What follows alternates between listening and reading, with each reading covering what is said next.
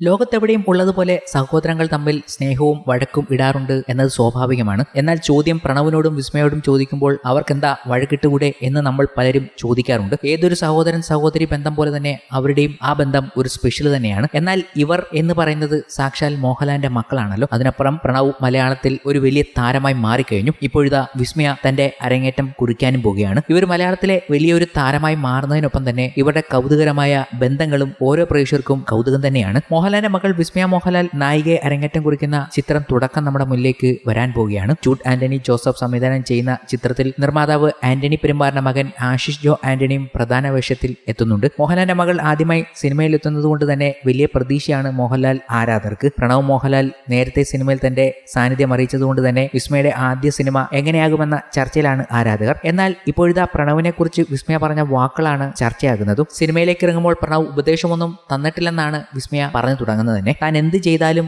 അതിന് പ്രത്യാഘാതങ്ങൾ ഉണ്ടാകുമെന്നും സിനിമ ചെയ്യുന്ന കാര്യം പറഞ്ഞപ്പോൾ പോയി അടിച്ചു പൊളിക്ക് എന്നാണ് പ്രണവ് പറഞ്ഞതെന്നും വിസ്മയ ഓർത്തെടുക്കുന്നുണ്ട്. ചേട്ടൻ ഉപദേശങ്ങളൊന്നും തന്നിട്ടില്ല, പക്ഷേ എല്ലാ കാര്യവും അദ്ദേഹവുമായി സംസാരിക്കാറുണ്ട്. ഇതാണ് ജീവിതം, നീ എന്ത് ചെയ്താലും അതിന് പ്രത്യാഘാതം ഉണ്ടാകും. സിനിമ ചെയ്യുന്ന കാര്യം പറഞ്ഞപ്പോൾ പോയി അടിച്ചു പൊളിക്ക് എന്നാണ് അദ്ദേഹം പറഞ്ഞത്. സ്കൂളിലൊക്കെ പഠിച്ചു കഴിഞ്ഞ സമയത്ത് ഞാൻ ചെറിയ രീതിയിൽ അവിടെയും ഇവിടെയുമൊക്കെയായി കവിതയൊക്കെ എഴുതുമായിരുന്നു. എന്തുകൊണ്ട് നിനക്ക് ഇതൊരു പുസ്തകമാക്കി കൂടെ എന്ന് ചോദിച്ചത് ചേട്ടനാണ്. അങ്ങനെയാണ് ഞാൻ അതിനായി ശ്രമിച്ചത്. അങ്ങനെ അത് പുസ്തകമാക്കി. എല്ലാ കാര്യങ്ങളിലും അദ്ദേഹം എന്നെ വളരെയധികം പിന്തുണയ്ക്കാറുണ്ട്. ശരിക്കും എന്ത് കാര്യത്തിനായാലും എന്തെങ്കിലും ഉപദേശങ്ങളൊക്കെ വേണ്ടപ്പോൾ ഞാൻ ആദ്യം സമീപിക്കുന്നത് അദ്ദേഹത്തെയാണ്. അദ്ദേഹം നല്ലൊരു സഹോദരനാണ്. ഞങ്ങൾ തമ്മിൽ വഴക്കൊക്കെ ഉണ്ടാകാറുണ്ട്, പക്ഷേ അത് കുറച്ചു നേരത്തേക്ക് മാത്രമേ ഉള്ളൂ. കുറച്ചു കഴിഞ്ഞാൽ വീണ്ടും പഴയ പോലെ എല്ലാം നോർമലായി ചില്ലായിരിക്കും. വിസ്മയ കൂട്ടിച്ചേർക്കുന്ന വാക്കുകൾ ഇതായിരുന്നു. എന്തായാലും വിസ്മയ മോഹൻലാലിനെ കുറിച്ചും അതുപോലെ തന്നെ പ്രണവ് മോഹൻലാലിനെ കുറിച്ചും അതുപോലെ അമ്മ സുചിത്ര മോഹൻലാലിനെ കുറിച്ചും ഒക്കെ പറഞ്ഞത് വലിയ രീതിയിൽ സോഷ്യൽ മീഡിയകളിൽ ശ്രദ്ധിക്കപ്പെടുകയാണ്. അവർ ഓരോ ആൾക്കാരും താൻ സിനിമയിൽ എത്തുന്നതിന് മുമ്പ്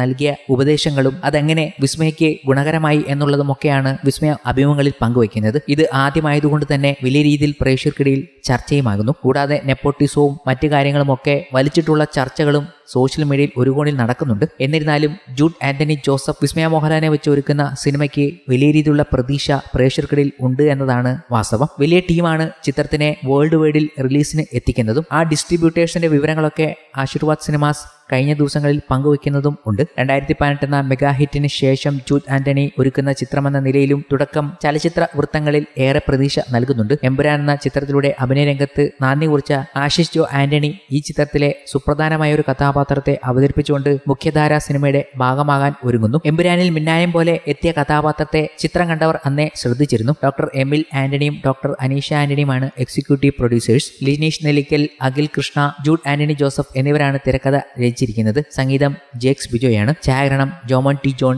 എഡിറ്റർ ചമൻ ചാക്കോ എന്നിങ്ങനെ ഒരു മികച്ച ടെക്നിക്കൽ ക്രൂവും ഈ ചിത്രത്തിന്റെ പുറകിലുണ്ട്. ഒരു വമ്പൻ റിലീസ് തന്നെയാണ് ഈ ചിത്രത്തിലൂടെ പ്രതീക്ഷിക്കുന്നതും. അതുപോലെ പ്രേക്ഷകർക്ക് കൗതുകമാകുന്ന പല കാര്യങ്ങളും ഈ ചിത്രത്തിന്റെ പുറകിലുണ്ട്. അതൊക്കെ റിലീസിന് ശേഷം വലിയ രീതിയിൽ ചർച്ചയാകും എന്നതിൽ യാതൊരു സംശയവുമില്ല.